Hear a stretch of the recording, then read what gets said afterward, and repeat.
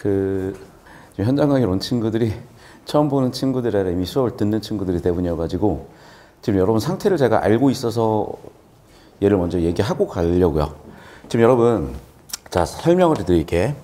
우리가 예를 들면 삼각함수의 극한을 한다고 했을 때 얘가 그냥 되는 게 아니라, 자, 우리가 중1 때 배우는 건 도형의 기본, 점선면을 배우고, 중2 때 삼각형을 가지고 합봉조건 같은 거 배우죠. 여기서 나오는 게 중3 때 삼각비를 배우고요. 자, 해석하긴 함수는 중1 때 정비례 반비례 함수를 배울 거고, 중1 때 1차 함수, 중2 때 2차 함수를 배울 거고, 자, 이제 중3이 돼서 보시면 알겠지만 역함수부터 함수를 전체를 한번 싹 정리하고요. 그럼 봐봐. 삼각함수가 되려면 얘가 돼야 되는 거잖아. 근데 여기서 끝나는 것도 아니죠. 극한이 되려면 뭐가 돼야 되니, 일단? 수열이 극한이 돼야 돼요. 그러니까 좀 바뀌었을 수 있어. 수열이 극한은 또 뭐가 돼야 돼, 일단? 수열이 돼야죠. 그리고 극한도 돼야죠. 근데 이 극한 또 어디서 배우니? 뭐 수열이 극한에서 배워서 올 수도 있어. 어쨌든 이 극한이 되려면 또 다항함수의 극한도 돼야 돼. 다항함수의 극한이 되려면 다항함수도 돼야 돼. 보여요, 그러니까? 그래서 사실 수학 기준으로는 노베이스가 심각하게 문제인 게, 사실은 이게 문제라고 생각하지만 얘는 5%도 안 되고요.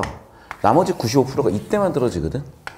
근데 우리가 그렇게 체감적으로 어렵지 않게 느끼는 이유 중에 하나는 뭐냐면, 수학은 워낙 체계가 3000년 동안 만들어진 학문이고 워낙 컨텐츠도 많고 명백하고, 그리고 결정적으로 중학교 때 파편화시켜가서 하나씩 배워놨을 거야. 그래서 학생들이 공부하기도 되게 좋아요. 근데 문제는 뭐냐면, 중학교 때 머물러 있는 친구들은 여기로 올라갔을 때 뭔가 차이가 확 벌어지는 거지.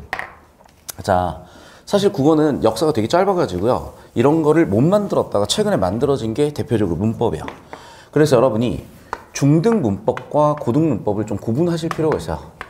자, 그런데 문제는 뭐냐면, 중등 때 기초가 안 닦인 애들은 고등 와서도 다시 되게 고생을 해. 그런데 여러분 잘 들어야 돼. 우리는 지금 이 특강의 타이틀은 킬러였어요. 근데 저는 이제 수업을 듣는 친구들이니까 알고 있잖아. 이거 지금 킬러 수업하면 안 될 친구들이 많이 보여요. 그러니까 지금 이 수업을 들어올 애들이 있고 안 들어올 애들이 있는데, 사실 저는 수업을 할 때 정확하게 이 수업이 필요한 애들만 들어왔으면 좋겠거든. 왜냐면 수업이 그럼 진행이 안 되고 수업의 목적이 되게 흐려져. 그래서 일단은 오늘 수업은 제가 준비한 걸 쭉 진행을 할 건데, 오늘 수업 끝날 때쯤 해가지고 제가 정확하게 다시 한번 얘기를 드릴 테니까 필요한 애들만 꼭 들어오시고요. 다시 돌아가서, 자, 그러면 나는 어쨌든 문법이 약해서 들어왔는데요 때문에 내가 지금 얘기를 하는 건데, 자, 여러분 중학교 1학년 때 배우는 게 있어요. 그게 바로 뭐냐면 품사야. 품사 배웠으니까 영어처럼 뭘 배울 수가 있냐면 문장 성분 같은 걸 배울 수가 있어요. 그리고 세 번째는 배우는 건 음운을 배워요. 그래서 중1, 2, 3 때 배우는 내용들이 대략 이래. 자, 그러면 이제 봐. 우리 지금 대부분 고3이 아니라, 대부분이 아니라 다 고등학생들이잖아. 우리 고등학생들이 문법 단원명을 다들 알고 있으니까 전개를 좀 해보자. 그리고 그 뜻을 한번 적어보자. 정의를 적어보자. 첫 번째, 우리는 음운 단어를 배우죠. 음운의 정의를 써보시고. 두 번째, 형태소와 단어를 묶어서 배우지만 형태소와 단어를 구분해서 배우시고 적어보시고. 세 번째, 문장이라는 것도 적어보시고. 그리고 마지막 담화라는 것도 좀 적어보세요. 자, 물론 이제 여러분 더 공부하다 보면 국어사라든지 뭐 어휘, 뭐 어문 규범을 배우는데, 내가 얘를 따로 떼는 이유는 저도 조금 놓쳤던 게 있더라고요. 이 중학교 과정에서. 그러니까 당연히 이제 제가 수업을 주로 재수생들이라든지 고3들, 뭐 거의 성인들 대상으로 했기 때문에 걔네들은 다 만들어진 상태에서 오거나 아니면 내가 전체를 다 만들어야 되는 과정이 있다 보니 자꾸 이쪽에서 얘를 바라봤는데, 반대로 이제 우리 친구들은, 특히 로컬에 있는 학교에 있는 친구들은 중학교 때 학원을 계속 고등학교 때까지 다니는 경우들도 많고, 또는 뭐 어쨌든 뭐 중학교 때 다녔던 학원에서 고등학교 바뀌는 경우도 있으나, 어쨌든 이게 되게 이렇게 쌓이는 과정이 있는 거거든. 그래서 전체 이제 흐름 배경을 설명드렸으니까 이건 좀 이따 써보실 거고, 자, 잘 들어야 돼. 그래서 우리가 중학교 때 배우는 내용이 옛날에 이게 막 들어와 있었어요, 원래는. 근데 이거를 지금 다 막아놨어. 근데 학교 선생님들도 매년 바뀌시는 거예요, 연수 받으시면서. 그래서 지금은 경계가 상당히 뚜렷해졌습니다. 자, 그럼 무슨 얘기냐? 중학교 때 정리해야 되는 개념들이 있고 고등학교 때 정리해야 되는 개념들이 있는데, 자, 다시 여러분 지금 보면 이게 빵꾸난 애들이 있어요. 자, 이게 빵꾸난 애들을 위해서 제가 준비한 강의가 배개념이라는 강의야. 자, 배개념 강의는 일단 예비 고1을 대상으로 하는 강의가 있고, 두 번째 중등을 대상으로 하는 강의가 있어요. 일단 중등을 대상으로 하는 강의는 업데이트 될 예정이고, 예비 고1 대상으로 하는 배개념이 있으니까 지금 오늘 수업 시간에는 연인 설명하지 않습니다. 그래서 다시 얘기한다. 기초가 약하다고 판단되는 친구들은 중등 내신을 위한 배개념이 있고 예비고1 또는 고1을 위한 배개념이 있으니까 얘를 듣고 오셔야 되고, 그리고 여기는 개념 설명 없이 갈 거야. 물론 문제 푸는데 놓치고 있는 개념들이 있으면 정리해서 갈 거야. 그리고 이제 두 번째는 중간 과정으로 데스밸리라는 과정이 있는데, 이 데스밸리라는 과정은 스타트업 용어로 우리가 이제 죽음의 계곡이라고 표현하는 것들이고, 여러분 되게 힘든 과정 거쳐 가셔야 되는 건데 잘 모르시는 것 같아서 그냥 킬러 파트라고 해놨습니다. 자, 그래서 우리는 이제 문법의 킬러 파트들을 볼 것이고, 자, 이쪽으로 갈 거야. 오늘 이제 수업에서 우리가 다룰 첫 번째 건 뭐냐면 25학년도 6월 평가원 오답률 1등 문항이야. 근데 사실은 개념 자체는 되게 쉬운데 개념 가지고 풀 수가 없어요. 왜 그러냐면 바뀐 개념들을 그 누구도 제대로 정리를 못 해줬기 때문이야. 자, 그래서 일단 풀이 시간 드렸고 풀어보시면 되겠고, 자, 영상 끊습니다. 자, 25학년도 6월 평가원도 불수능으로 워낙 유명했던 시험이고, 꼭 이거는 45문제 80분 한번 연습해 보시는 걸 권장드리는데, 그 중에 두 문제를 제가 스포일을 하고 있는 겁니다. 자, 이 두 문제가 왜 오답률이 높았었냐면, 잘 들어야 돼. 지금 이 자리에 온 친구들이 나는 왜 이 얘기를 하고 갔냐면, 지금 이 수업이 안 맞는 친구들이야. 이 중에 한 6명 거의 전부 나는 이 수업이 지금 필요한 친구는 내가 봤을 때 딱 한두 명 있는 것 같아. 근데 일단 들어. 어쨌든 여러분이 나중에 차차 필요해질 거니까. 자, 우리가 내신에서 어려워하는 문제가 있고요, 수능에서 어려워하는 문제가 있어요. 그런데 내신에서 어렵다고 얘기하는 것들을 좀 더 뜯어보잖아. 대부분의 첫 번째는 개념 정리가 명확하지가 않아서요. 자, 무슨 얘기냐? 선생님 이쪽 기준으로 좀 잡아보실까요? 내가 아까 커리큘럼 설명하면서 얘기했는데 이거 정해보세요. 그 얘기야. 애매하죠? 거기서 문제 시작이 되는 거예요. 그러니까 국어 개념을 정말 뚜렷하게 공부를 안 해놔요. 근데 예를 들면 함수 정의하라고 하면 얼추 비슷하게 정의하거든. 집합 정의하라고 하면 얼추 비슷하게 정의하거든. 왜냐하면 일단 용어 자체들이 통일되기도 했고, 개념을 모르면 아예 문제가 안 풀리고, 근데 국어는 조상님이 도와서 주사위 굴려서 맞추는 경우들도 있다 보니 자꾸 애들이 뚜렷하지 않은데 자꾸 답이라고 생각을 해요. 가르치는 사람도. 아니야, 굉장히 뚜렷해진 과목이야. 20년 전에는 정말 불투명했죠. 근데 지금은 그 불투명을 넘어서 거의 수학에 근접했을 정도로 뚜렷한 과목이에요. 내가 아까 얘기했죠. 자, 정비례 반비례 함수에서 1차 함수, 2차 함수로 넘어가는 체계는 아주 체계적이죠. 국어도 마찬가지야. 최소한 문법만큼은 아주 체계적으로 만들려고 하고 있는데, 문제가 뭐냐면 내신에서 자꾸 체계적이지 않거나 40년 전 이미 돌아가신 할아버지 일제시대 만들었던 문법들을 아직도 가르치고 있으니까, 그러니까 불투명하지. 자, 쓸게요. 정확하게. 전부 다 뭐냐면 단위예요. 무슨 단위? 최소 단위요. 자, 우리가 제일 많이 쓰는 수학에서 연산은 사칙 연산이야. 덧셈, 뺄셈, 곱셈, 나눗셈처럼 뭔가 그 단위들 또는 fx라는 것도 기본적인 기호들, 그러니까 정확하게 약속들이 있어야만 개념 기반 과목들은 처리가 되는데, 개념을 정확하게 정립을 못한 이유는 다시 한번 얘기한다. 자꾸 내신에서 이상한 문제들 때문에 그래. 안 내셔야 돼요. 이건 학교 선생님들 문제야, 사실은. 안 내야 돼요, 그걸. 그럼 뭘 내야 되냐고? 연수 받으시고 교육과정 뜯어보시면 낼 거 수두룩해요. 그런데 여러 가지 이유 때문에 못 내는 건데 어쩌겠어. 잘 들어야 되더라. 너희가 지금 내신 대비를 하더라도 이것부터 하셔야 돼. 당연한 얘기야. 여기에서 살을 붙여 가시는 느낌이야. 그런데 당장 얘는 알 듯 말 듯, 얘는 당장 알고 있다고 생각을 하고, 내신에서 틀리는 문제는 여기서 쭉 뻗어나온 거다 보니까 자꾸 틀리는 것만 보려고 하거든요. 알겠어. 익숙한 것만 보려고 하는 거거든요. 알겠어. 알겠는데 그냥 내 말이 맞아. 자, 전부 다 최소 단위예요. 자, 봐봐. 우리는 도대체 문법이란 걸 왜 배울까? 근본으로 따져봅시다. 의미라는 거예요. 언어라는 건. 그래서 여기 들어가는 말은 전부 다 의미야. 의미예요.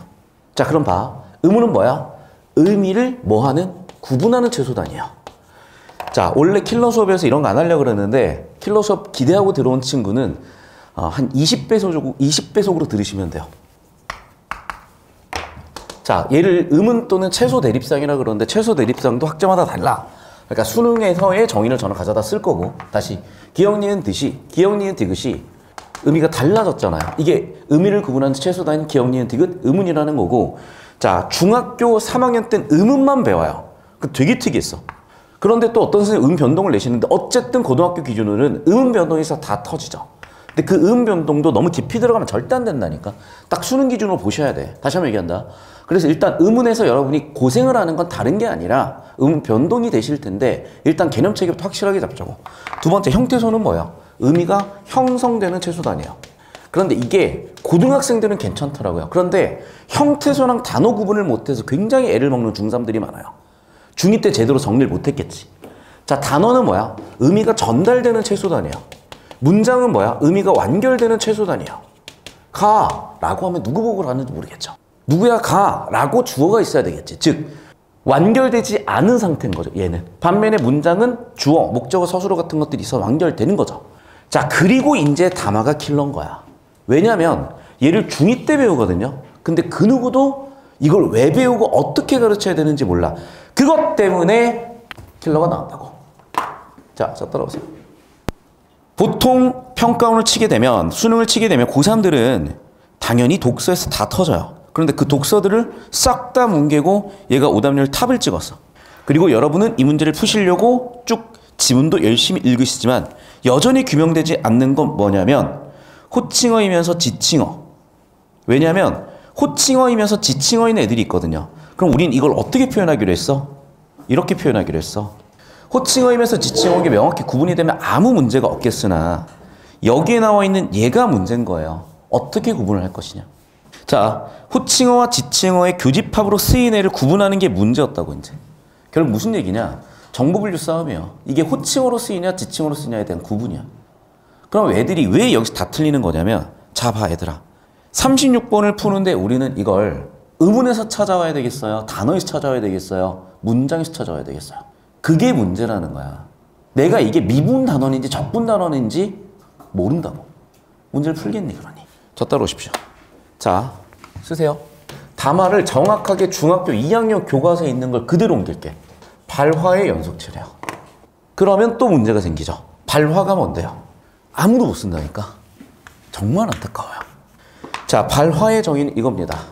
문장이 구어로 실현된 것. 문장이 문어로 실현된 것. 개들 치긴 싫고 이 문어는 그럴 문자예요. 즉 이게 문장이야. 문장이 구어로 실현됐다. 이게 발화야. 무슨 말인지 이해되시죠? 즉 사람 입을 통해서 나오게 되면 그게 발화예요. 대신에 입을 통해서 단어가 나온 게 아니라 형태소가 나온 게 아니라 뭐가 나와야 된다고? 입을 통해서 문장이 나오게 되면 이게 발화라고.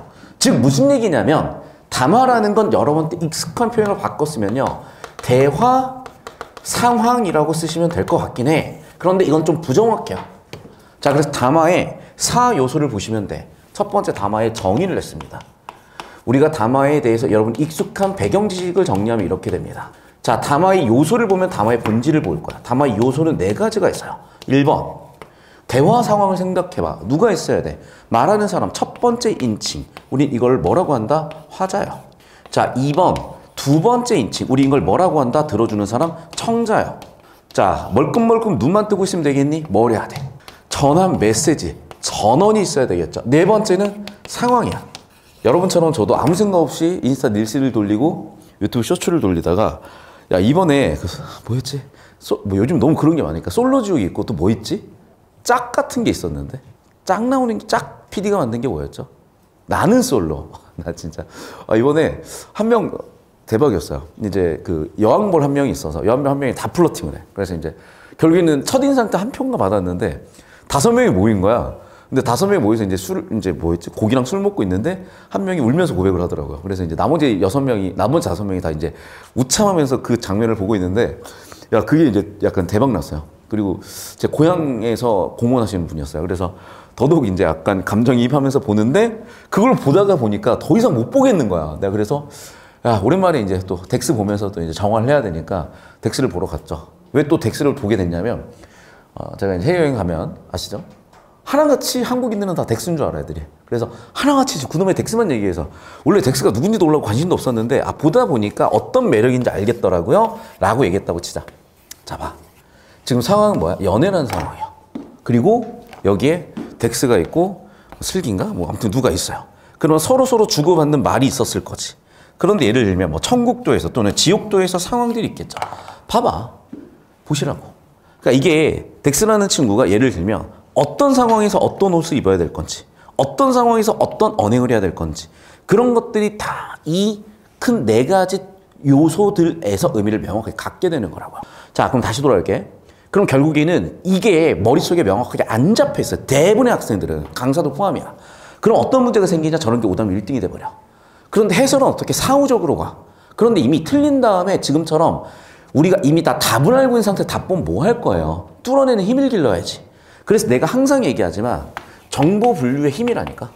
자, 무슨 얘기냐면 나랑 부산 대신에 모든 것 이런 거 교재봤던 친구들은 기억날 것인데 고1 다 틀렸던, 해강고에서 고1들이 다 틀렸던 내신 문제가 있었어. 그건 뭐야?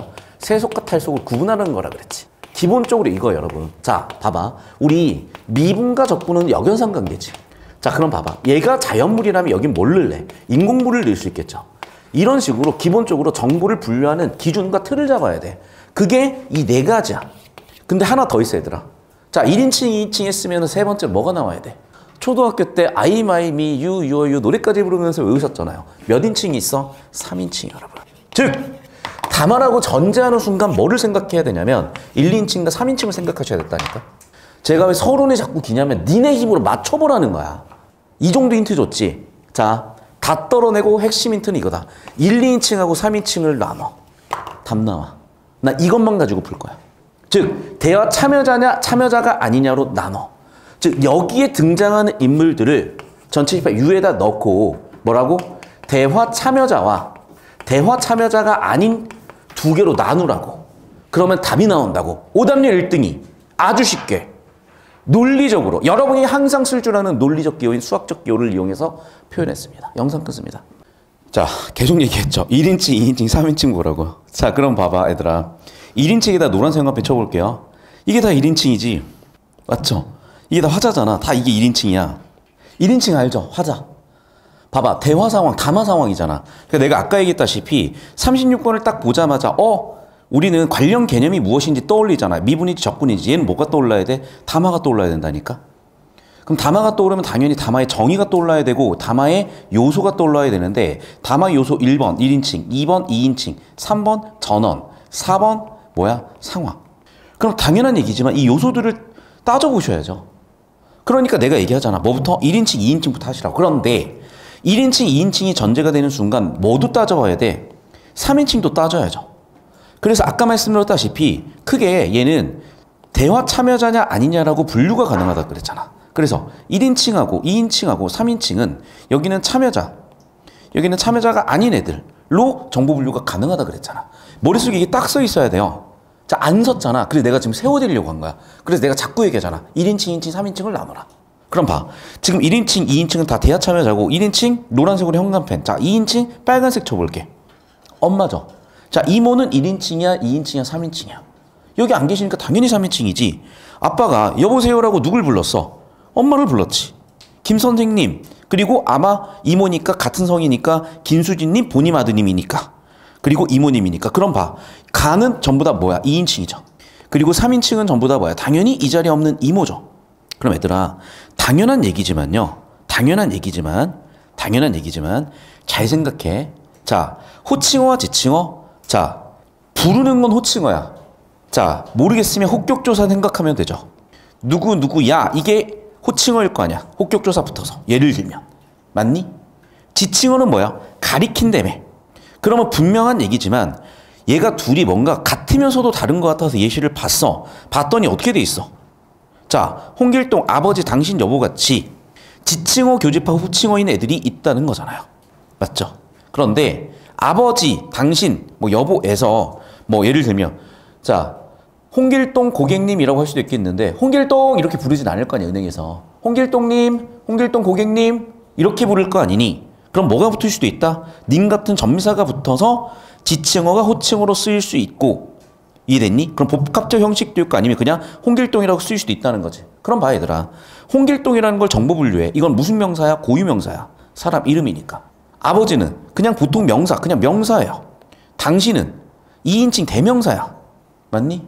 그럼 봐. 고유명사도 대명사도 쓰일 수가 있겠구나. 사람 이름 같은, 자, 결국엔 명사나 대명사로 호칭어 지칭어 동시에 쓰일 수도 있겠구나 라고 해서 쭉 읽어보면 알겠지만 길동이라고 부르고 삼촌이라고 부르고 아빠라고 부르고 등등 뭐 이사님 등등등도 부를 수도 있겠다. 오케이 알겠다니까. 그래서 호칭어는 뭐고 지칭어는 뭔데? 자 모르겠다고.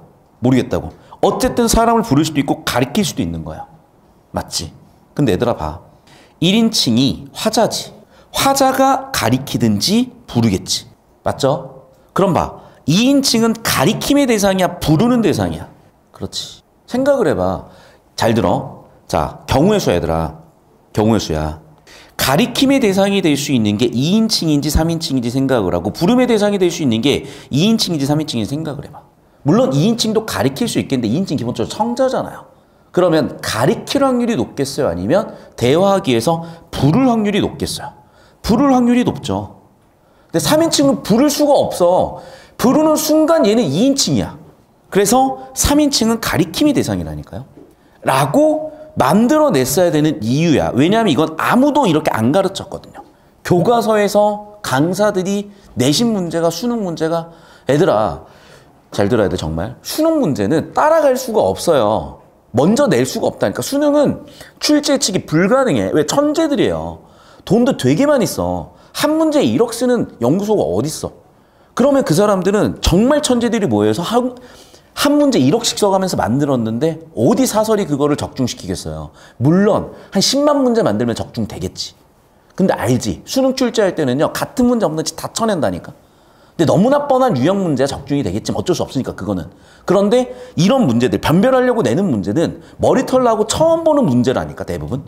그러니까 이걸 자꾸 외워서 풀려고 하시면 안 되고 머리를 짜내서 힘을 끝까지 들어서 하는 건데 여러분 간단하다. 내가 하려고 하면 되는 방법이 보이고요. 안 되려고 하면 안 되는 방법이 보여요. 자, 미국이 이런 실험을 했대요. 20년대에 교도소가 없어진다고 생각을 해봅시다. 의견 얘기해보세요. 다 뭐라고 했겠어? 그래, 안 된다고 얘기하지. 좋아. 그냥 교도소가 없어지는 건 확정이라고 합시다. 어떻게 해야 돼요, 그러면? 그렇지. 그게 뭔데? 해결책이 뭔데요? 예를 들면 그렇게 논의도가 바뀌더라, 얘들아. 그럼 범죄율 떨어지겠죠. 그 얘기야. 결국에는 하고자 마음먹으면 사람들은 방법을 찾더라는 거예요. 그런데 여러분 대부분은 자 근데 잘 들어. 고1 때는 흐리멍텅했어도 고2, 고3 때 바뀌고 25 바뀌고 바뀌어요. 근데 언제까지 바뀌어야 되냐면 늦어도 25까지야. 인간은 15세에서 25세 사이에 바뀌고 평생 그 머리로 살고 그 몸으로 살아. 당연하지 않겠니? 25살부터 키가 2cm씩만 컸어서 저는 5m 넘었을 것 같아. 인간은 물론 두뇌는 계속 가소성이 있겠지만 그래서 뭔가 채워지는 게 있겠지만 다시 한번 얘기한다. 그래서 이 개념이라고. 자, 설명 끝났어요. 이 단어는 담화 단어냐. 담화의 정의, 요소를 알고 1인칭, 2인칭, 전원 맥락을 봐야 되는데 호칭어, 지칭어. 1인칭이야, 2인칭이야?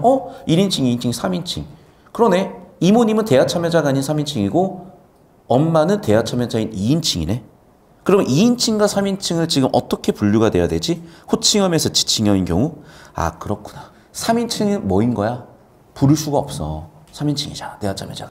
2인칭은 부를 수가 있겠네. 가설을 세운 거죠. 아, 부름의 대상은 부르는 순간 대화가잖아. 부르는 순간 소통이잖아. 백구야 대화체라고 하잖아. 부르는 순간 소통이라니까 소통의 순간 얘는 2인칭 확정이에요. 백구는 2인칭도 3인칭도 가리킬 수 있겠으나 얘가 듣는 순간 청자가 돼버리잖아. 그래서 명확한 구분은 뭐야? 그렇죠. 부름의 대상이냐 아니냐. 대화 참여자가 아니냐. 끝났죠. 그래서 부름, 대화 참여자죠. 가리킴, 대화 참여자가 아니겠죠. 정리 한 번이 그렇지. 가리키는 거 지칭어, 부르는 거 호칭어. 이제 그러면 답은 나와. 그런데 아마 답이 2개 나올 확률이 있어. 끝까지 풀어야 돼. 풀어. 힌트를 드리면 2번, 5번에서 걸리게 돼 있어요. 최종적으로 다 풀어내셔야 돼. 영상 끊습니다. 자, 결국 정리하면 다시 한번 담화 상황에서 전부 다 여긴 1인칭, 엄마만 2인칭, 3인칭은 전부 다 이모. 답 찾읍시다. 1번. 기억은 같은 대상을 가리키는 호칭어 기억 가와 지칭어 마. 근데 아시다시피 지칭어는 뭐야? 우리의 추론에 따르면 가리킴의 대상인 3인칭이죠. 맞니? 따라서 나는 청자고 2인칭이고 마는 청자 역시 2인칭이고. 근데 얘가 호칭어면서 지칭어면서 다르다? 아우시고. 자, 그럼 당연한 얘기지만 니은은 지칭어인 나와 바래. 자, 니은은 지칭어인 나와 바래. 자, 그럼 보세요, 여러분. 이모와 이모님이 어떻게 다른지를 탈압박하셨어야죠. 자, 내가 이 형식이라는 표현을 자꾸 강조하는 게 왜 그러냐면 철저하게 교육과정 용어야. 제가 쓰는 용어 다 교육과정 용어예요, 여러분. 자, 정확히 15년 전 고3 개념 교재고 지금은 중3 올라가는 애들 개념 교재야. 여기에 첫 시작에 우리나라 수능 시험 범위이자 교과서의 실험, 내신 시험 범위 교육과정 첫 문장 그대로 실어놨어. 내용, 형식, 표현의 유기력, 연관성. 그래서 우리가 정보를 볼 때, 특히 예술작품을 볼 때 내용과 형식의 틀로 제가 보라고 누차 강조드리는 이유가 평가원 용어 그대로이기 때문입니다. 그럼 얘도 마찬가지야. 자, 형식이라는 건 결국 뭐랑 동의어야? 구조랑 동의어야. 그러면 아시다시피 얘 하나는 이모고 하나는 이모님이야. 다르죠? 뭐가 붙어있어? 님이 붙어있네? 친절하게 지문에서도 얘기했어. 뭐라고? 님 같은 걸 붙일 수가 있다고. 님 같은 걸 붙일 수가 있다고. 복합적 형식이라고. 그러니까 여러분이 독서 지문을 읽으면서 형식이라는 단어가 나오면 무조건 이거는 레드사인이야. 됐어? 그러니까 결국 님이 붙어서 다른 형식이 됐잖아. 견미사 결합해서, 전미사 결합해서. 우리 이건 뭐라고 하지? 파생어라고 한다고 중학교 때부터 배웠을 거다. 결국 같은 형식이야, 다른 형식이야? 다른 형식이죠. 얘는 어간 하나고, 얘는 어근 하나고, 얘는 어근 플러스 접사니까. 자, 3번. 내가 얘기했죠. 담화의 사요소를 묻는다고. 그러면 전원과 상황이라는 걸 물을 수가 있을 거고 상황 맥락을 물을 수가 있는데 여기가 지금 가족들끼리 얘기하는데 공식적이고 격시적인 상황이겠냐고요. 4번. 리유는 지칭어 나가. 지칭어라. 3인칭이니까 지칭어 될 수 있죠. 오케이. 지칭어나. 같은 대상을 가리키는 호칭어 틀렸다니까. 정답 그럼 5번이죠. 친족관계에 있는 청자에게, 아내에게, 2인칭에게 상황에 어울리지 않는 건데 어쨌든 부르는 거니까. 대화 참여자니까. 호칭어 다겠구나. 정답 5번 끝이에요. 됐니 여기까지? 자, 그래서 이제 정리하면 결국 이거야, 여러분. 이제 이 문제를 제가 작년에는 아주 간단하게 해설을 해드렸더니 이해를 못 하더라고. 근데 제가 봤을 땐 미안하지만 수능 시험날 그건 1등급과 2등급, 3등급의 차이라고 봐. 하지만 지금 이제 이 수업을 듣는 친구들이 지금 5꼈거든요. 고1, 2, 3이 어쩔 수가 없어. 평균 놓고 갔어요. 평균 놓고 갔고 그래서 여러분이 혹시나 놓치고 있는 개념까지 다 긁어와가지고 설명을 드렸고 저는 이제 킬러 수업이니까 잘하는 친구들 문법 딱 한 문제가 문제인 친구들을 생각해서 이 수업을 세팅을 했는데 이제 지금 온 친구들은 그게 아닌 친구들이라서 제가 해설의 버전을 좀 바꿔서 했습니다. 자, 영상 여기까지고요. 여러분, 제가 오늘 푸는 이 킬러 문제들은 되게 귀한 문제들이에요. 그러니까 우리가 이제 평소에 공부하는 그런 내신 대비나 이런 거는 양산형 문제로 쭉쭉 나오는 거고 얘는 전부 다 수능 평가원 기출이고 오답을 높았던 거 위주로 보고 있으니까 오늘 좀 시간을 충분히 써가지고 한 문제 한 문제 곱씹으면서 보셔야 돼요. 자, 첫 번째 문제인데 여러분 이제 부지런히 푸셨을 텐데 여기서 결국에는 잘 안 풀릴 거예요. 자, 크게 두 가지로 푸셨을 텐데 첫 번째는 뜻을 보셨을 거야. 근데 뜻으로는 안 풀려. 근데 문제는 뭐냐면요. 자, 밭개가 있고 밭투가 있대요. 그리고 여기 들어갈 게 뭐냐. 근데 A를 보니까 알 수가 없잖아. 왜냐면 개가 붙는 게 부사인지 우가 붙는 게 부사인지 배운 적이 없잖아요, 우리는. 그래서 못 푸는 거야. 그런데 제가 이걸 풀게 하기 위해서 계속 수업 시간에 중요하게 설명한 개념들이 있어요. 그게 뭐냐면 이런 거다. 여러분, 여는 법칙과 저는 법칙 기억납니까? 이런 게 이제 문제인 건데 잠깐 이제 로딩이 길어져. 그러면 자, 4페이지로 오셔. 자, 어쩔 수가 없어요, 얘들아. 개념들이 다 엮여 있으니까. 4페이지로 오시면요. 이게 옛날 개념인 건 아시죠? 정확하게 21학년도부터는 시험 범위가 바뀐다는 것도 아시죠? 그 전에는 음절 끝소리 기칙은 뭐 더하기 뭐였어? 평파열음화 교체 합집합 뭐였어? 음절 끝소리 기칙 죄송해요. 자음군 단수나 탈락이었는데 이게 지금 21학년도부터 음절 끝소리 기칙만 평파열음화로 바뀐다고 이거 제가 개념 설명하면서 몇 번이나 얘기를 했고요. 그래서 옛날 거다 보니까 평파열음화 설명하고 있죠. 자, 뭐라고? 파열음. 맞죠? 두 번째, 자음군 단수나 설명하고 있죠. 맞니?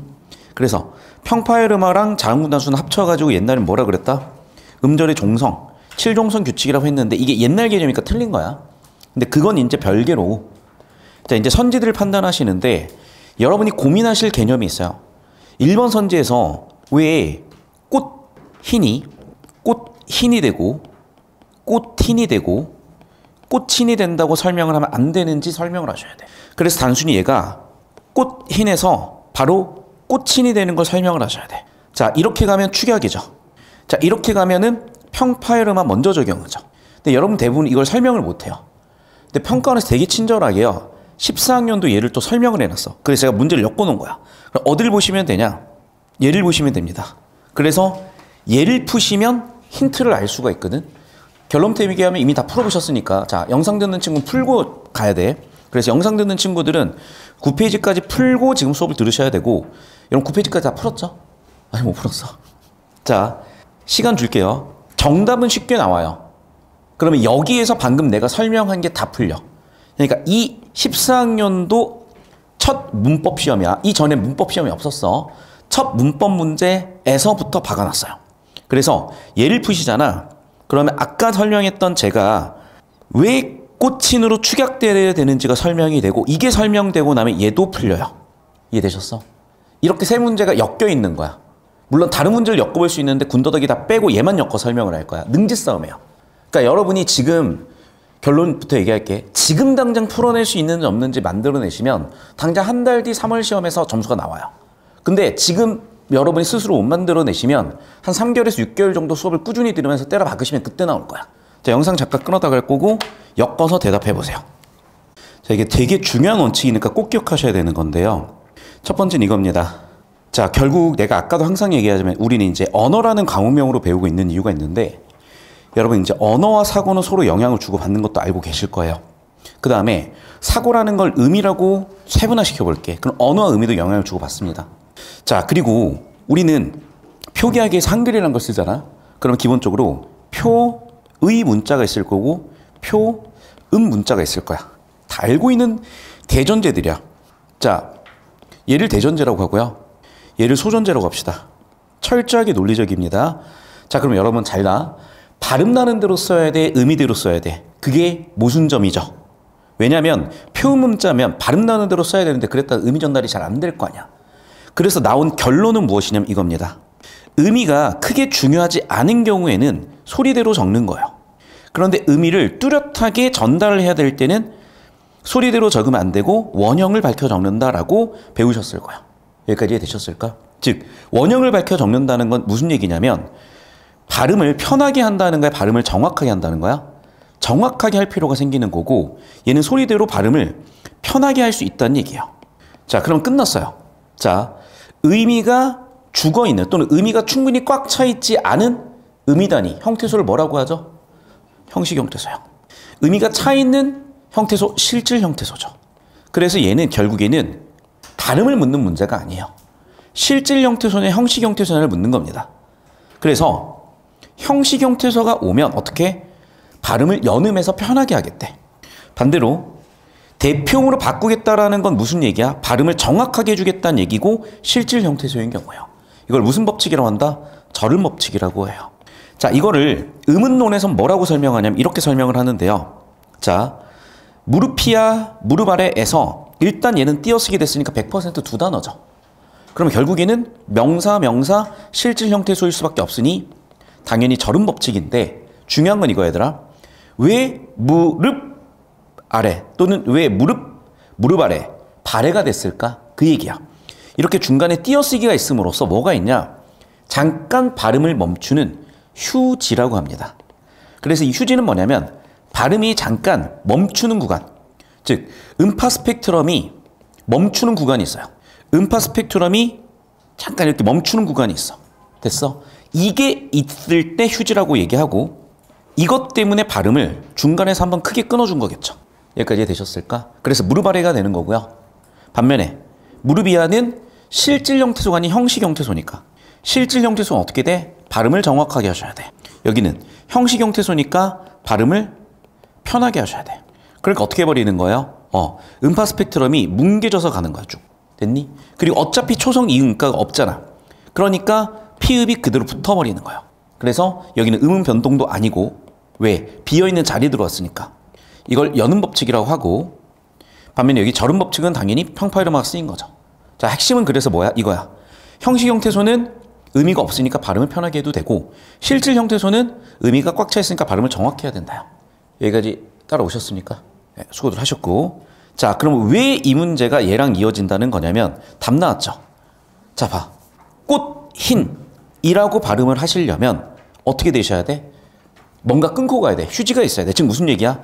절음 법칙이 써져야 되는 거고, 물론 이게 절음 법칙은 아니지만 평파열음화가 들어와줘야 되는 거고, 평파열음화 들어주려면 이 뒤쪽이 뭐여야 돼요? 그렇지. 실질 형태소가 들어와서 발음을 중간에 한번 끊어서 정확하게, 발음 정확하게 해줘야 되는 거죠. 반면에 얘는 뒤쪽에 만약에 형식 형태소가 왔다면 발음은 편하게 하니까 연음 법칙처럼 발음을 뭉개서 하다 보면 축약이 되는 거죠. 이해됐어? 자, 꽂다 꽂히다 해서 희는 뭡니까? 실질 형태소의 형식 형태소예요. 희, 사동피동, 전미사. 전미사는 뭐야? 꽂다. 다시 얘들아, 꽂다가 기본형이잖아. 기본형은 꽂다야. 어간이 뭐야? 꽂다야. 어간이 꽂다니까 당연히 뒤쪽에 오는 애들은 어미거나 접수할 거 아니야. 됐니? 당연한 얘기지만 희는 그래서 뭐예요? 형식 형태소죠. 여기까지 이해되셨어?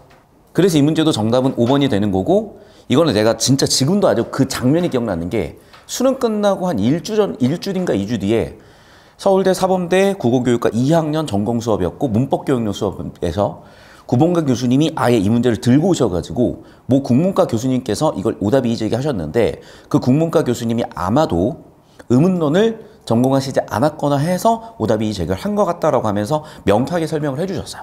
그 내용 그대로 제가 설명한 거야. 아시겠니? 자, 그럼 이게 왜 이어진다는 건지도 보셔야죠. 봐라. 여러분, 발음을 지금 정확하게 하냐 하지 않냐의 차이죠. 실질 형태소냐 아니냐의 차이죠.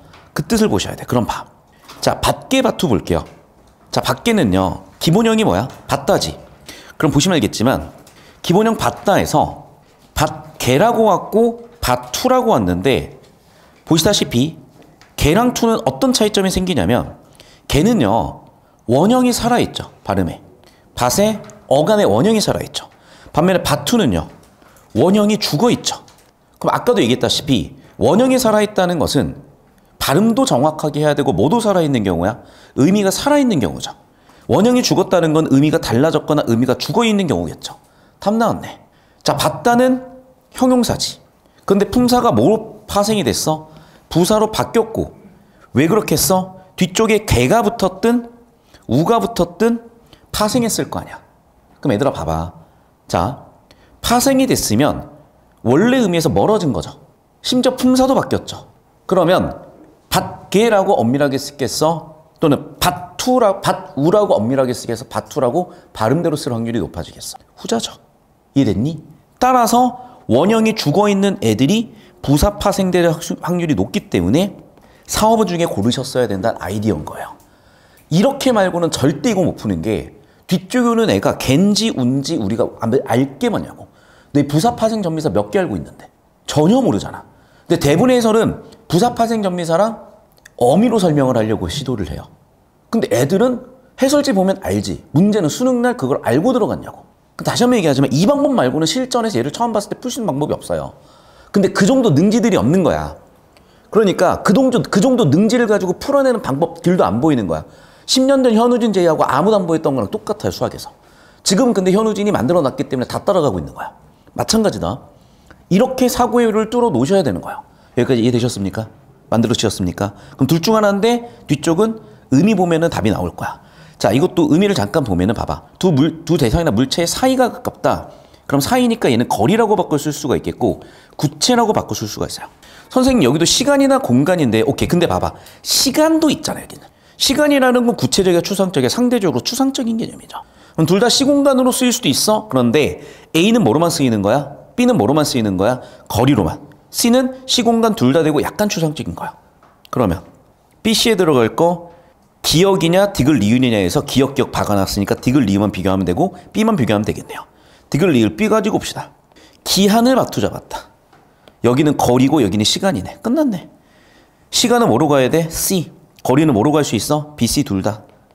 그럼 당연히 B로 갈 확률이 높아야죠. 왜? 디귿은 C 말고, 디귿은 C 말고 갈 자리가 없잖아. 근데 리을은 B도 갈 수 있잖아. 다시 한번 얘기할게, 얘들아. 자, 시공간이 다 붙었다. 제출 기한은 C일 수밖에 없다니까요. 맞지? 그리고 봐봐. 거리는 B일 수밖에 없잖아. B, C로 분류를 해보면 얘는 시간이니까 C일 수밖에 없고, 그러면 얘는 거리 따라서 B일 수밖에 없고. 됐습니까? 따라서 C에 들어가게 되는 건 뭐였어? 자, 봐 얘들아. 다시 한번 얘기할게요. 자, 두 대상의 물체의 사이가 썩 가깝게. 근데 이제 이건 것 같아 얘들아. 자, 봐. 지금 얘는 지금 부사로 바투가 지금 이미 들어온 거죠. 그럼 부사로 바투가 들어왔고 디귿 또는 니을 중에 골라줬어야 될 거 아니야. B에 들어갈 자리를. 맞니? 좋아. 그러면 디귿을 넣을 수 있는지 니을을 넣을 수 있는지인데 여러분 보시라고. 제출 기한이잖아요. 맞니? 그럼 제출 기한이니까 얘는 시간이잖아. 시간이니까 디귿을 넣을 수 있어 없어? 거리잖아 여기는.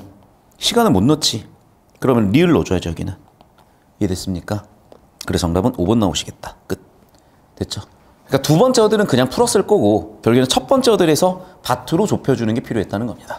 이해되셨죠? 자, 영상 끊었다 갑니다. 이제 3번인데요. 3페이지인데요. 잘 봐.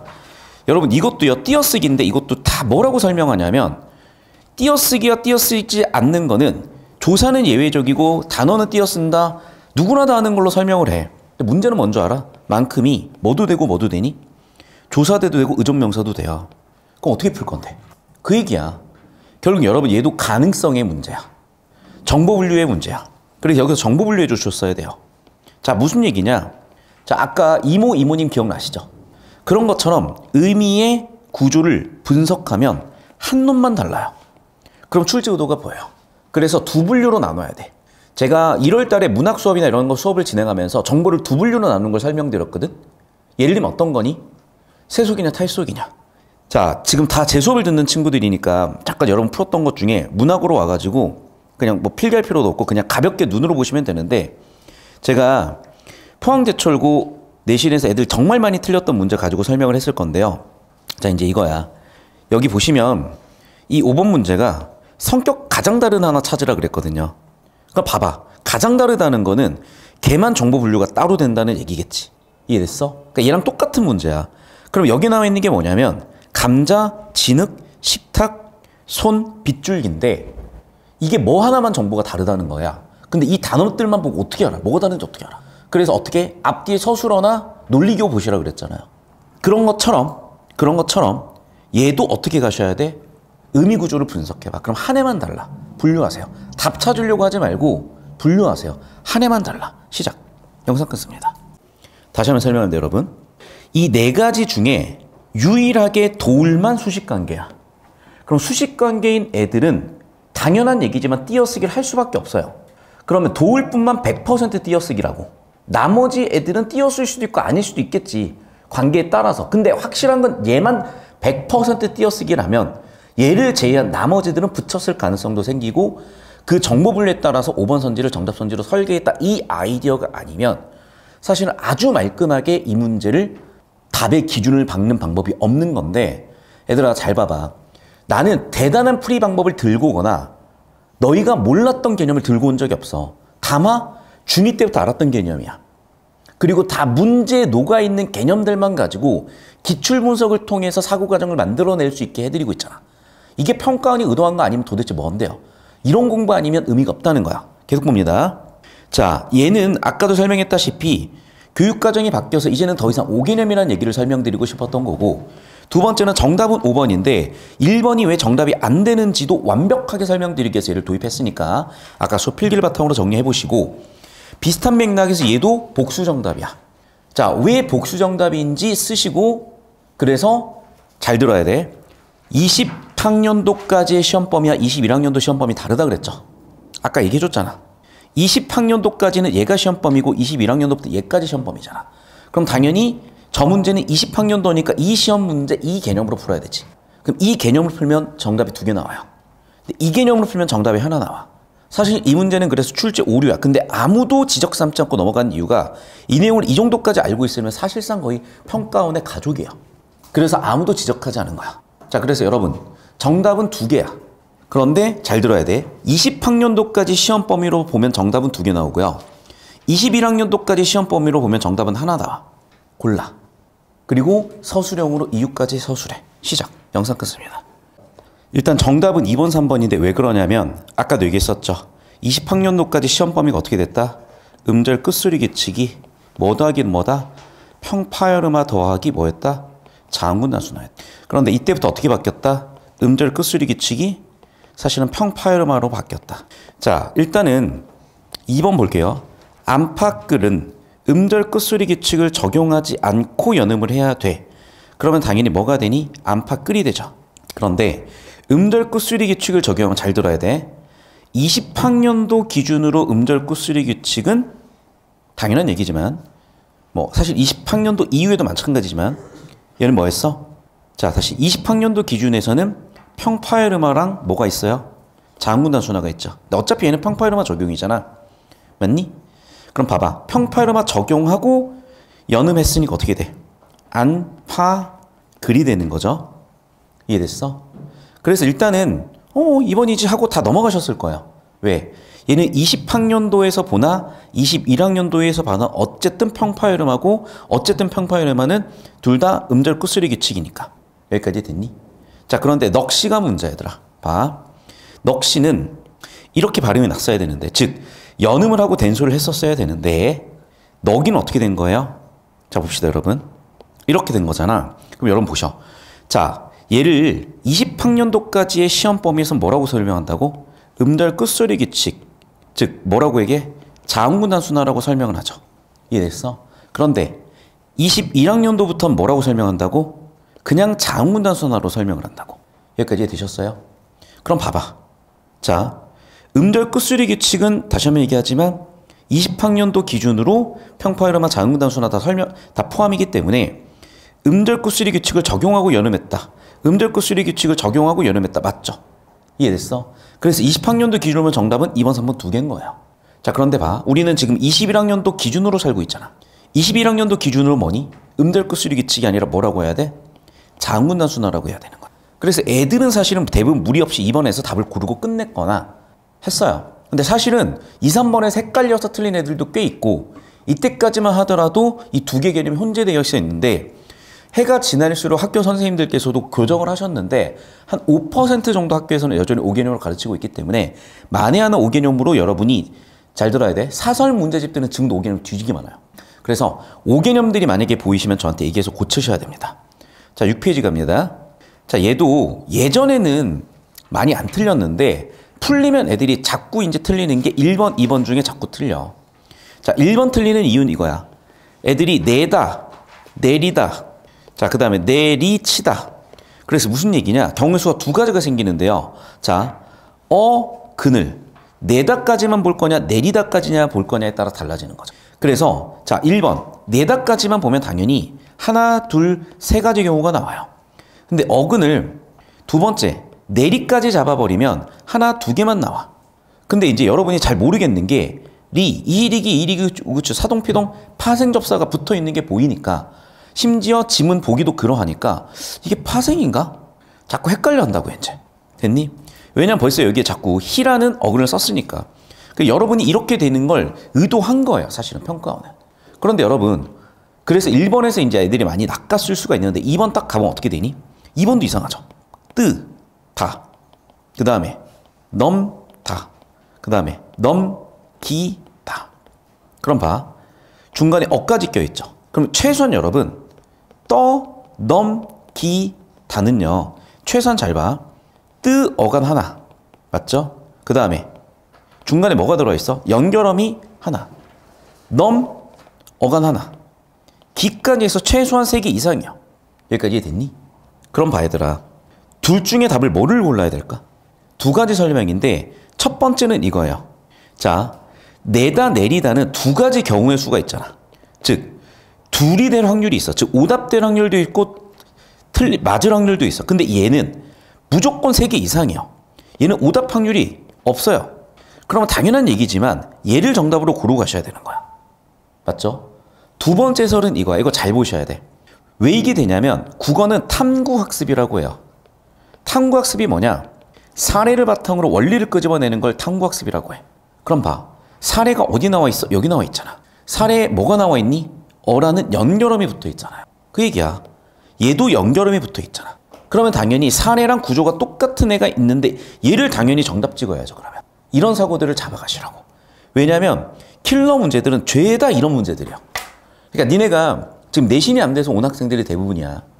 근데 그건 이제 다음 주, 다다음 주에 할 건데 사실 그때도 저는 그게 오히려 실력 쌓는데 도움이 될지 안 될지는 좀 미지수긴 하지만 내신형 문법 문제를 푸는 데는 도움이 될 거예요.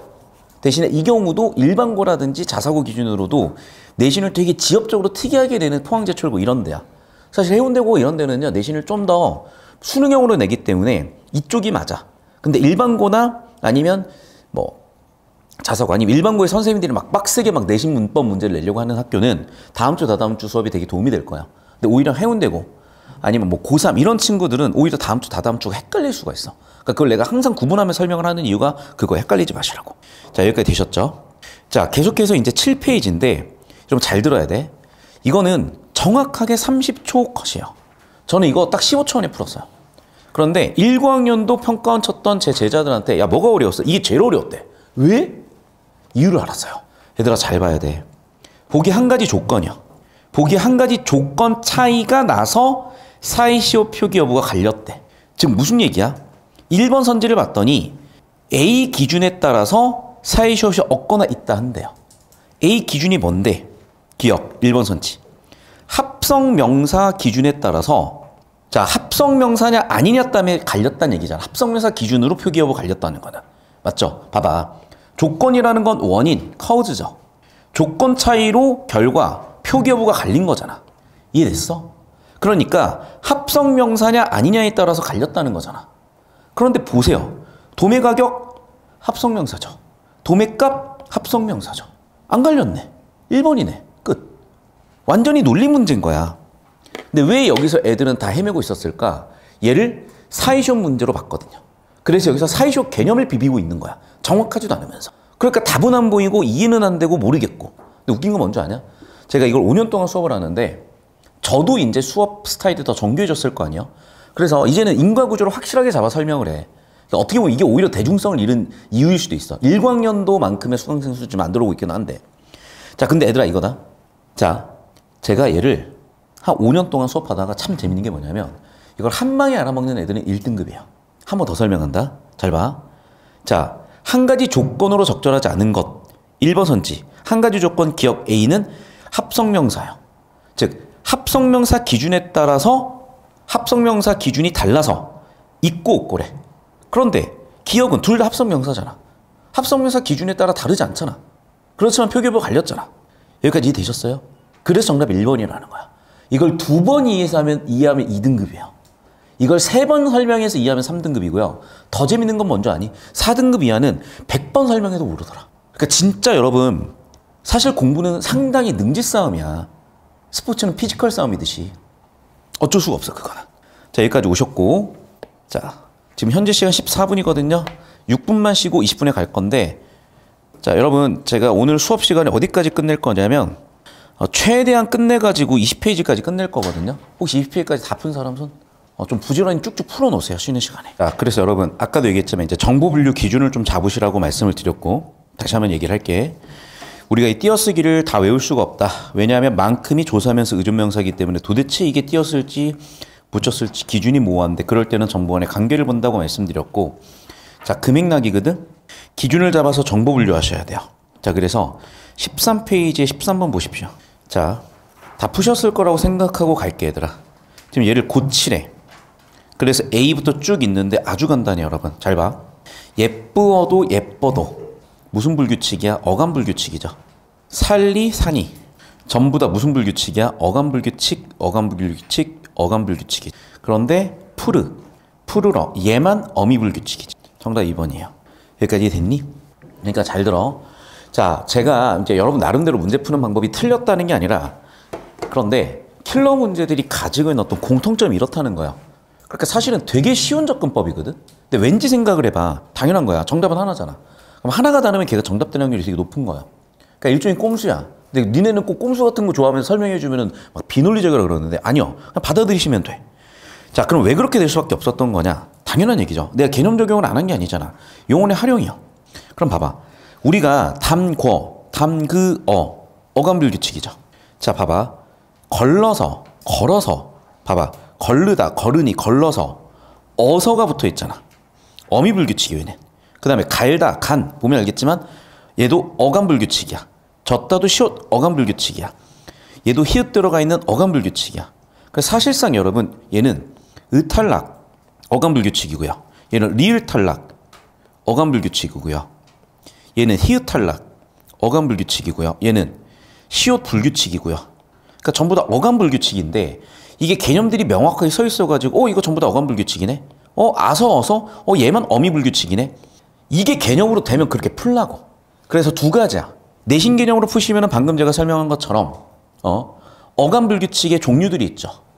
뭐 탈락이냐 뭐 불규칙이냐. 그래서 어간이든 어미든 불규칙을 다 외운 상태에서 로딩해서 접근하시면 되는데 이거 내신 때 바짝이었다가 다 까먹어버려요. 그러니까 수능 와서 또 다 터지고 있어.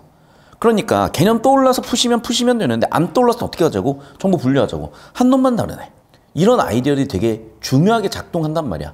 왜냐하면 다시 한번 얘기하지만 국어는 결국 정보 분류 싸움이고 정보를 처리하는 싸움인데 그 정보를 분류하고 처리하는 능력이 있었다? 이런 게 보일 확률이 되게 높아진다는 거예요. 자, 또 하나. 14번 같은 건 좀 외우셔야 되는 건데 이제 이런 거예요, 애들이. 막상 외울 건 안 외울 거 안 외울 건 외우는데 여러분. 자, 안긴 문장과 아는 문장 개념을 다들 알고 있죠. 그럼 봐 여러분. 안긴 문장의 종류가 뭐야? 여러분 알다시피 관형절, 명사절, 인용절, 또 뭐가 있어? 서술절, 부사절 등등이 있죠. 즉 우리가 문장 성분을 분석했을 때 어떤 경우야? 얘가 각각이 그러한 문장 성분으로서 역할을 하고 있는 절이면 안긴 문장에 예를 들면 관형절이 안겨있다. 안긴 문장에 관형절이다. 이런 거는 이미 다 하셨을 거야. 근데 중요한 게 있어. 얘가 인용절인지 아는 방법이 뭐냐고요. 이것도 내가 진짜 수업 나올 때마다 개념 설명하는데 복습을 안 해서 다 까먹고 있는 거예요. 자, 인용절은 두 가지가 있어. 어적 인용, 어떤 인용. 직접 인용과 간접 인용이야. 직접 인용하면은 하나라도 떼면 안 되지.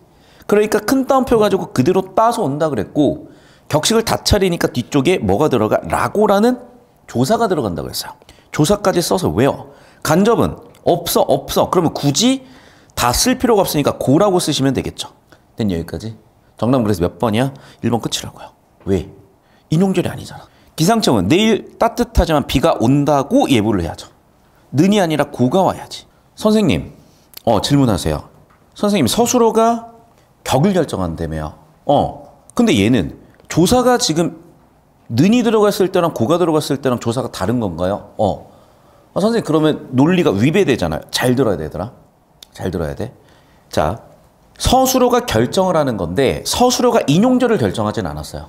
그럼 우리가 인용절인지 알 수 있는 유일한 방법은 조사가 붙어있냐 안 붙어있냐를 확인하는 거야. 동시에 이런 거야. 자 봐봐. 나는 너와 공을 산다가 될 수도 있고 나와 너는 공을 산다가 될 수가 있지.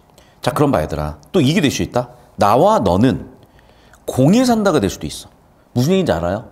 서술어가 격을 결정하는 건 맞는데 조사들이 미묘한 의미 차이나 어법적인 기능을 일부는 해. 근데 극히 일부야.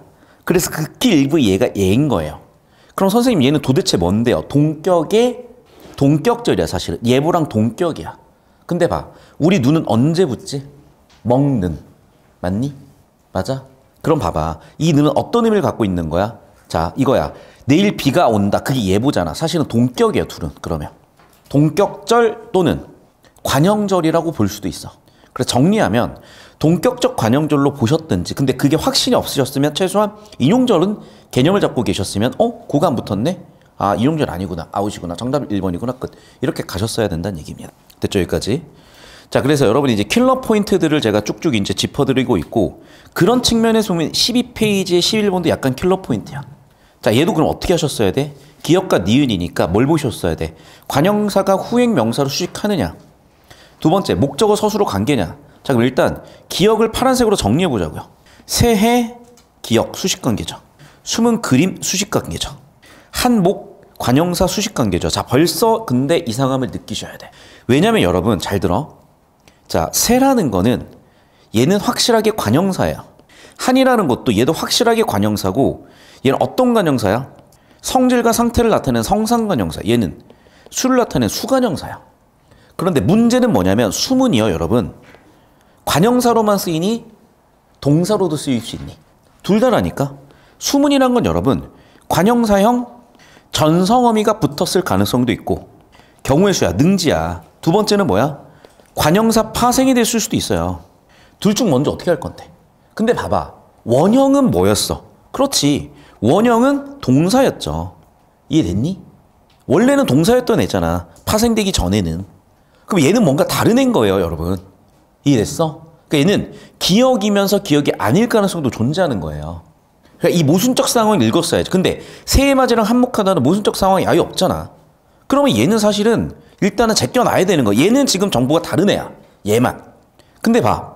자, 두 말이 없다. 자, 녹색으로 목적어 서술어 관계인지 볼게요. 새해를 맞이하다. 그림을 찾다. 한 몫을 하다. 맞니? 그럼 봐. 목적어 서술어 관계가 아닌 게 아예 없는데? 근데 봐. 두 말이 없죠. 그러면 얘는 두 말 없이는 니은 때문에 아웃이지. 됐어요? 그럼 끝났네. 지금 봐. 두 말 없이는 니은, 주어 서술어 관계니까 일단 아웃이야. 그럼 남는 세 개는 새해맞이 수문근이 찾기 한몫하다인데 그 중에서 수문근이 찾기는 뭐일 가능성이 있어? 동사일 가능성이 있다니까. 그래서 남는 게 몇 번 정답? 4번 정답이었다고. 그러니까 내가 아까부터 자꾸 분류해라라고 강조하는 게 이거예요. 근데 차라리 낫네. 그러니까 내가 이제 여러분이 공부하는 거 쭉 봐왔잖아요. 그러니까 지금 여러분이 이제 문법에서 지금 킬러를 들을 애들인가? 왜냐면 예비고일도 있고 하니까. 그런데 오히려 여러분이 내가 이제 알기로는 문법 기초나 이런 게 필요한다고 알고 이 자리에 들어온 친구들이 있거든요. 그러니까 문법 기초가 필요한 애들이 있어, 이 자리에. 왜냐면 내가 상담을 진행한 거 다 했으니까. 근데 걔네가 들어왔네? 그러니까 수업을 진행할 땐 제가 이게 킬러 듣는 애들이 들어야 될 수업인데 기초가 필요한 애들이 왔네? 그래서 내가 기초 개념 강의를 설명을 한 건데 내가 엄청난 걸 발견한 거죠. 차라리 기초가 없으니까 백지 상태에서 그냥 소화해버리는 거야. 그냥 받아들인 거야. 그러니까 오히려 문법을 잘하는 애들보다 여러분이 지금 훨씬 이 킬러에서 소화 속도가 빨라요. 내가 항상 얘기하는 게 쓸데없이 공부하지 말라는 거야, 진짜. 잘못된 자세로 공부하니까 자꾸 이상한 논리만 머리에 써 있어요. 그러니까 공부 많이 시키는 게 절대 좋은 게 아니라니까. 그래서 내가 재우는 거예요, 그냥. 왜? 차라리 자. 그리고 우리가 뭔가 자세가 각이 왔을 때 그때 확 몰아붙이면 돼요. 왜냐면 결국 여러분이 성장하다 보면 그런 걸 다 아시게 되거든. 오늘 또 하나 배워가네요. 자, 이제 앞쪽으로 올 건데 얘도 마찬가지예요. 11페이지도. 자, 이건 되게 중요한 거 잘 읽으세요. 중세 국어를 가르치고 배우는 이유가 있어. 왜냐하면 현대 국어가 되게 비논리적이에요. 그런데 전부 다 그 범위는 국어사야. 그러니까 비읍 불규칙, 시읍 불규칙 다 뭐야? 순경은 비읍 소실이야. 반치음 소실이야. 그래서 현대 국어의 비논리 설명의 근거가 돼요. 그럼 반대로 뭐야? 중세국어를 연구하는데 현대 국어도 도움이 되는 거야. 그래서 어떤 상태냐면 우리가 문헌 연구가 거의 어려웠어요. 일제시대 지나고 훈민정 해례문을 못 찾다가 한자 찾고 교우 하나 찾고 해서 이제 세 개까지 찾았어요. 말도 안 되는 얘기죠. 어디 있을까? 근데 어쨌든 봐봐. 찾아지면서 연구가 돼. 찾아지면서 연구가 돼. 찾아지면서 연구가 돼. 현대 국어만 놓고 설명을 했을 때는 설명이 안 되던 게 얘가 이랬던 거구나. 얘가 이랬던 거구나 설명이 됐어. 그럼 반대로 이거야. 여길 연구하는 사람들은 도대체 얘는 왜 이런 거지? 얘가 이랬던 거구나. 이렇게 설명이 돼. 그러니까 공시적 연구의 단서가 돼요. 그래서 중세국어를 배우는 이유는 현대 국어와 뭐 하기 위해서 배우는 거야? 비교 추론하기 위해서 배우는 거야, 여러분. 뭐 한다고? 비교하고 추론하라고요. 그러니까 자꾸 모르겠으니까 중학교 때 공부했던 방법을 외우는데 외워서는 안 된다고. 어떻게 하죠? 비교 추론. 그럼 봐봐. 마자물이 마음이겠죠. 그리고 열어는 그대로 열어겠죠. 근데 뭐 하라 그랬어, 문제에서? 개념이 뭐야? 그래, 뭐 하라 그랬냐면 자동사, 타동사 구분하라 그랬죠. 자동사, 타동사 차이가 뭐야? 목적어, 유무죠. 혼자 할 수 있으니까 자동사. 다른 대상 필요하니까 타동사. 그럼 봐. 자동사, 타동사 구분해야 되는데 아무리 봐도 얘가 목적격 조사할 거 아니야. 그러니까 둘 다 타동사예요. 얘는 아무리 봐도 얘는 뭐야? 주격 조사할 거 아니야. 그러니까 얘는 주어 서술어니까 자동사예요. 그럼 봐. 얘는 다 뭐라고? 타동사, 타동사, 자동사, 자동사. 그러면 답 나와야죠. 왠데? 왜 답이 나와야 되는데? 그래. 봐. 열어, 열어져. 그런데 잘 보셔. 열어, 열리어잖아. 봐. 중세국어의 열어는 자동사로도 타동사로도 쓰이죠. 그러니까 중세국어의 열다. 자동사, 타동사로 중세국어는 쓰였다니까. 근데 현대국어에서는 어떻게 됐어? 열다가 뭐가 돼야 돼? 열리다로 파생이 됐으면 같은 단어라 그래서 다른 단어로 해서 다른 단어라니까요. 그러니까 열다는 뭐로만 쓰여서? 타동사로만 쓰인 거야. 열리다가 자동사인 거지. 중세국어도 아니야 얘는. 그러니까 그냥 능지 싸움이야. 3번 끝이야. 그러니까. 근데 왜 몽창 틀리고 있냐면 자꾸 외우려고 하고요. 생각하려고 하지 않고 그냥 외운 거 그냥 쓰려고만 해. 근데 생각을 해봐. 능지가 떨어지는 거예요. 그거는. 그러니까 중학생들이 하는 거야. 근데 자꾸 이제 거기에 머물러요. 걔는 안 올라가. 그런데 그 능지를 쓰는 것 자체를 연습을 못했거나 지쳐해요. 근데 여러분 결국 여러분이 피지컬이 큰다니까요. 그러면 해내요. 그러니까 결국엔 의지 싸움이야 얘들아. 사실은 상당히 의지 싸움이에요. 상당히. 야, 내 몸무게가 몇 킬로였겠어. 저 한 50kg 나갔어요.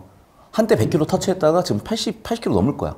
아 물론 선생님 그렇게 돼지 세운데 근육돼지라고 앞에 근육자를 좀 붙여줘봐.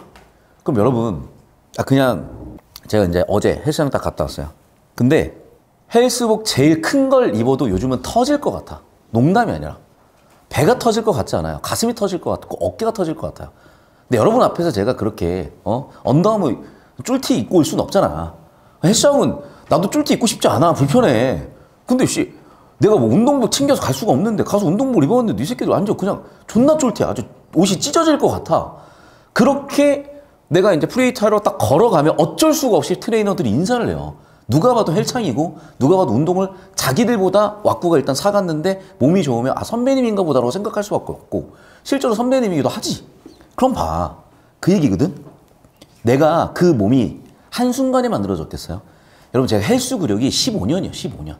그러니까 헬스 구력 15년에 비하면 사실은 되게 왜소한 거야. 멸치예요. 뼈다귀밖에 없는 상태야. 나는 맨날 거울 볼 때마다 생각해. 왜 이렇게 근육이 안 붙을까? 뼈밖에 없다. 하지만 진짜 운동을 처음 시작하는 사람들이 봤을 때 저 운동 한 몸이야 라고 보인다고요. 그 느낌이다 얘들아. 몇 년 걸렸어? 15년 걸렸어요. 이제 헬스장에서 인사받고 다니고 있어요. 너무 웃겨 지금. 5년 전만 해도 너무 웃겼던 게 5년 전만 해도 운동하고 있으면 트레이너들 와가지고 PT 받으라 그래. 내가 아주 개씩 멸친 거지. 몸이 하나도 없는 거야. 근육이 없어 그냥. 근육이 없고 뼈밖에 없으니까 와가지고 회원님 근육을 좀 키우셔야 되겠어요. 그러고 있는 거야. 근데 지금은 트레이너보다 몸이 좀 좋은 편이야. 쫄티 딱 입혀놓으면. 자랑이 아니라. 그럼 그게 하루아침에 만들어졌겠냐고. 15년 동안 만든 거라고. 다시 한번 얘기한다. 여러분 지금 당장은 될지 안 될지 모르겠는데 그냥 의지로 꾸역꾸역 하시면 돼요. 하세요. 분명히 돼요. 자, 계속해서 이제 갈 건데 어느새 우리가 킬러 문제들을 거의 다 정복을 했고요. 자, 8페이지입니다. 자, 이런 것도 팁을 드릴 건데 얘들아 잘 들어. 자, 아까도 얘기했는데 의미가 살아있다. 그럼 어떻게 해야 돼? 발음을 정확하게 해야 돼.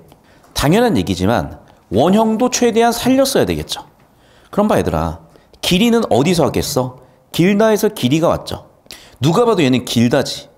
근데 마중? 잘 모르겠잖아. 근데 잘 생각해봐. 어디서 했을까? 맞다에서 맞 플러스 웅 그래서 마중이 됐겠죠. 자, 그래서 그 얘기야. 잘 봐야 돼. 길이 길다면 얘는 이 명사 파생이라고 볼 수도 있으나 또 어떤 경우도 존재해. 동사 활용도 존재해. 맞죠? 명사형 전성 의미로. 그러니까 얘는 뭐야?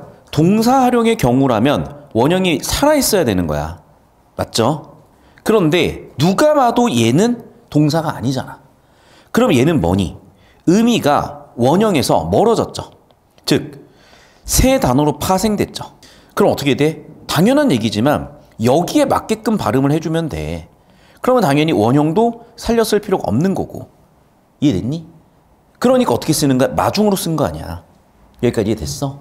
자, 그럼 내가 이 얘기를 왜 하고 있는 거야? 보기 때문에 하는 거잖아요. 보기 뭐라고 나와 있어? 원형을 밝혀 적을래? 밝혀 적지 않을래? 됐니? 그럼 결국에는 기억니은 일단 원형을 밝혀 적었냐 밝혀 적지 않았냐로 분류하시고 그 다음은 합성어인지 파성어인지 분류하시고. 맞아? 그럼 봐. 길다의 길 원형 밝혀 적었잖아요. 그 다음에 뒤뜰살을 원형 밝혀 적었잖아. 원형살 밝혀 적었잖아. 원형 밝혀 적었잖아. 그럼 원형 밝혀 적은 애들은 누구야? 원형을 밝혀 적는 경우 누구야? 니은이요. 그러면 답이 될 수 있는 애들은 일단 얘랑 얘인데 길이 여기 들어가 있으니까 당연히 안 되겠죠. 2번, 5번이죠. 그럼 이제 기억 갖고 풀어야 되겠지. 자, 그럼 봐. 파생어네. 자, 기억을 보세요. 묻 플러스 엄이야.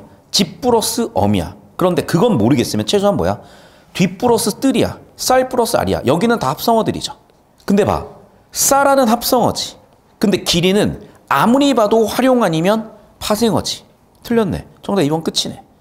그러니까 문제 자체는 쉽게 나오는데 핵심 아이디어는 뭐야? 파생어를 외우는 힘에서 나오는 게 아니라 우리가 킬러 문제들을 관통하는 핵심 아이디어 회로를 뚫어놨냐 못 뚫어냈냐 싸움이야. 그러니까 자꾸 이걸 풀리면 애들이 엄을 외워가지고 설명하려고 하고 웅을 외워서 설명하려고 하는데 아니 외워서 하자면 다시 한번 얘기하면 킬러 다 틀려야 된다니까요.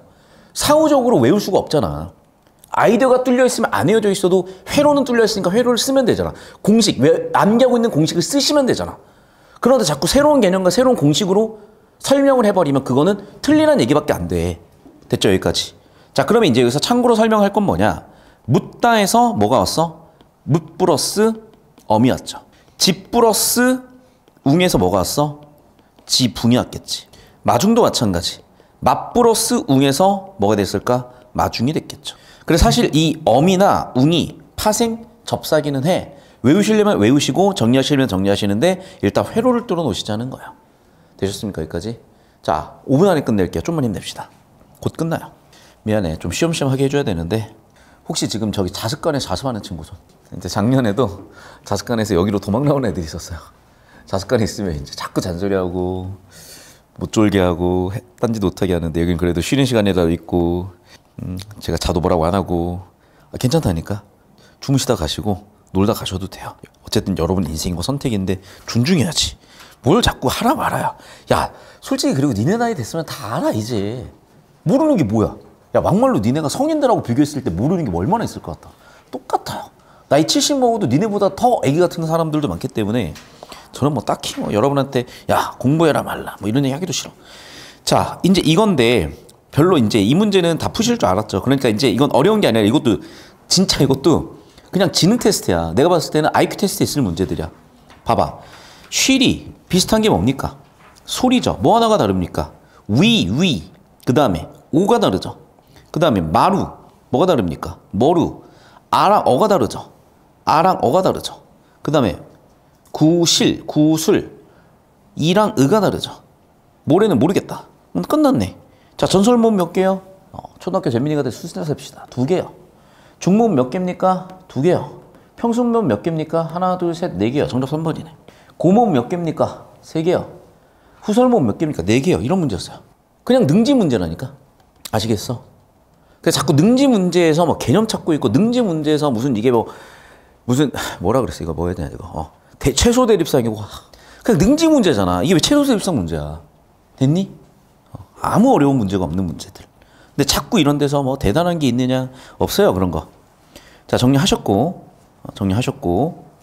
자, 이제 오늘 좀 마지막 문제를 몇 개 보고 다음 주에 좀 넘길 텐데 이제 요즘 뭐냐면 이렇게 독서 통합형에서 애들이 많이 변별이 돼요. 자, 2가지 방향성을 드릴게. 일단은 여러분이 푸셨는지는 모르겠는데 20페이지요. 20페이지 푼 사람 손. 아무도 없어? 자, 영상 보는 친구들 마찬가지인데 결론부터 얘기한다. 얘는 길어도 2분 컷이야. 자, 이제 저랑 수업 듣는 친구들은 알죠? 제가 이렇게 시간을 압박하는 건 딱 하나의 경우야. 지문 다 읽고 선지 분석 다 하라는 거야? 아니면 선지 몇 개 봤더니 개념이 툭툭 튀어나온다는 얘기야. 후자죠. 근데 그렇게 풀려면 20초면 되거든요, 한 문제. 근데 2분을 준다는 건 지문 1분의 5도 필요하다는 얘기지. 하나 더 얘기한다. 다 내 수업을 듣는 친구들이었으니까. 자, 예를 봐. 뭐 처리? 표 처리. 내가 표 처리를 왜 그렇게까지 하냐? 아니, 원래 이렇게 하라고 되어 있는 거야. 그리고 봐. 왼쪽 지문 뚫어보시면 알겠지만 몇 단락으로 이루어졌냐면 2단락으로 이루어져 있어요. 끝났네. 첫 번째 단락이 15세기 중엽일 거고 두 번째 단락 주제가 17세기겠지. 그러면 여러분은 피지컬도 약하고 시간도 없다. 1단락 끊어서 왔다 갔다 2단락 끊어서 왔다 갔다 하면 되지. 이런 얘기야. 정보를 하나 더 분류해 볼게. 받침이 비읍인 애들이 3개 들어와 있어요. 받침이 시옷인 애들이 2개 들어와 있어요. 끝났네.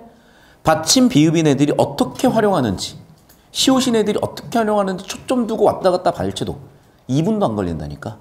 그래서 결론부터 얘기할게. 이 문제 20초 컷 나야 돼. 길어도 40초 컷이야. 이 문제 1분 컷 나야 돼. 길어도 2분 컷이야. 자, 아주 많은 시간을 들여서 2분 30초. 시작. 오늘 이거 설명하고 끝이야. 끝이라 그랬잖아. 네, 2번 답이 바로 나왔어야죠. 1번 애들아 봐봐. 도와 저와 같은 활용형은 어간의 형태가 달라지는 불규칙 활용 맞죠? 왜? 기본형이 뭐야? 돕다에서 돕, 젖다에서 젖인데 형태가 바뀌었으니까 당연히 맞는 선지고 정답 2번인 이유는 뭡니까?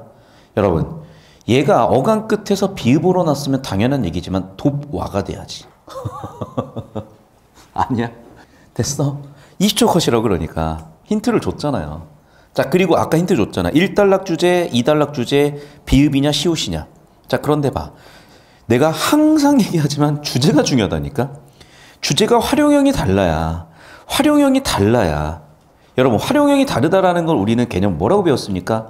불규칙 활용. 그러면 잘 보셔.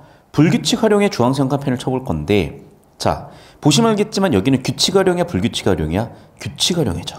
그러나부터 불규칙 활용이죠. 그럼 봐.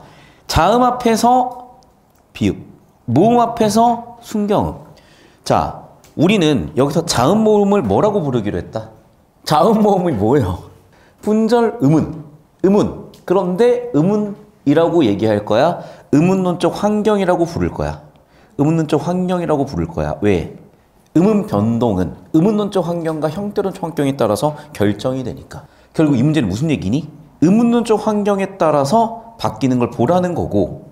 맞죠? 바로 와 그러면. 15세기 받침이 비읍일 때, 자음일 때 뭐라고? 비읍. 모음일 때 뭐라고? 순경음 비읍. 자음일 때 비읍. 모음일 때 뭐라고? 순경음 비읍, 순경음 비읍, 순경음 비읍. 오케이. 이제 시오차를 차례요. 다시 와.